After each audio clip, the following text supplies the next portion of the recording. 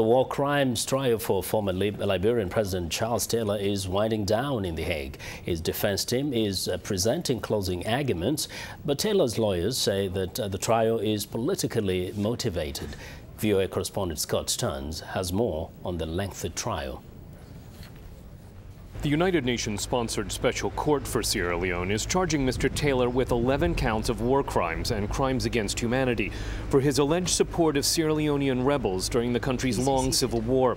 Prosecutors say he provided that support in exchange for diamonds.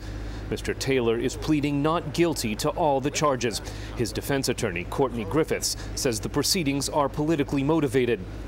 That it's to the shame of this prosecution that it has besmirched the lofty ideals of international criminal law by turning this case into a 21st century form of neocolonialism. Griffiths says Mr. Taylor is the victim of selective prosecution because Libyan leader Moammar Gadhafi was equally involved in helping those rebels. So why is Colonel Moammar Gadhafi not in the dock?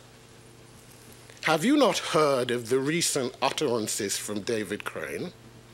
Have you not heard that this court would have been refused funding by the British government had they attempted to indict Gadhafi, because the then British government, led by Tony Blair, were anxious to pursue their economic interests in that country? Have you not heard that?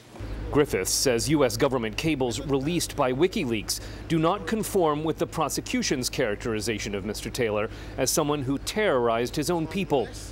If this man had been terrorizing the civilian population of Liberia, how is it that the U.S. ambassador can now be saying he still remains popular within many rural communities, the very communities he was supposed to have terrorized? How is that? Griffiths says the prosecution case is based largely on hearsay and circumstantial evidence. And unless you judges can find an answer to those substantive questions, we submit that the only verdicts that are possible are verdicts of not guilty, because we would have totally undermined an important aspect of the prosecution case. Prosecutors say Colonel Gadhafi and Burkinabe President Blaise Compaoré may have helped those rebels as well, but neither man's actions are comparable to Mr. Taylor's, who they say used that proxy army not only in Sierra Leone and Liberia, but in Guinea and Ivory Coast as well. Prosecutors rebut the defense closing arguments Friday. A verdict from this special court is expected later this year. Stearns, VOA News, Dakar.